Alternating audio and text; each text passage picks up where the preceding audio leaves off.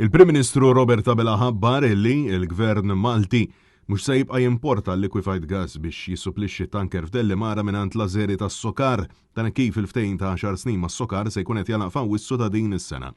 F'intervent fuq is-Super One, Robert Abela ħabbar illi ntlaħaq ftehim mal-kumpanija BP u spjega illi l-kuntratt se jkun wieħed ta' ftit xhur kif għandu sa Mejju tas-sena d-dieħla. Madankollu naqas milli jgħid kemm se jkun qed jiswa lil pajjiżna dan il-ftehim. Li se jiżguralna garanzija ta' provvista bi prezz li huwa wieħed kompetittiv u tajjeb huwa ftehim li se joħodna sal-aħħar ta' Mejju tas-sena d-dieħla parallelment u mbagħad jibqgħu għaddejjin ftehimiet u forum ta' akwist pubbliku biex niżguraw li nibqgħu nassiguraw l-aħħar prezzijiet. Dan ifisser li s'issa dan il-ftehim xorta waħda għandu nuqqas ta' trasparenza kif wieħed jistenna li l-Gvern jagħti dettalji ċari kemm se jkun jiswa dan il-ftehim għall-Kumpanija Brittanika taż-Żejt u l-Gass.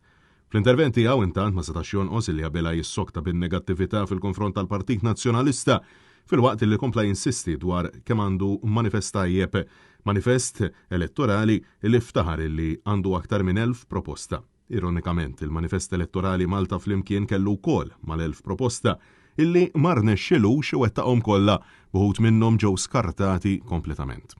U għalhekk huwa inevitabbli illi jkun hemm ftit xettiċiżmu dwar kemm se jkun qiegħed iwettaq il-wedit kollha imbuttati minnu fl-aħħar ġimgħat.